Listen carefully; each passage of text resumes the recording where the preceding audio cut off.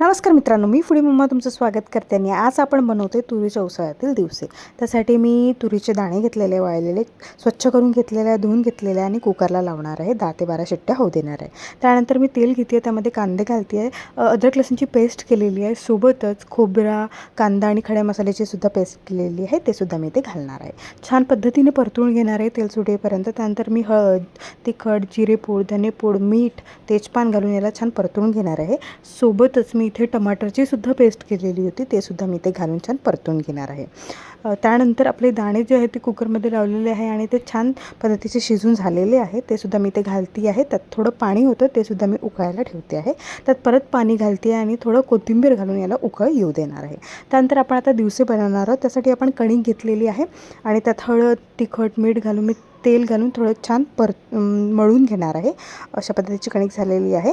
त्यानंतर याचे आपण पाते बनवून घेणार आहोत। पाते बनवलेले आहेत आणि ते कुकरमध्ये आपण घालून 2 शिट्ट्या देणार आहोत त्याला, अशा पद्धतीने।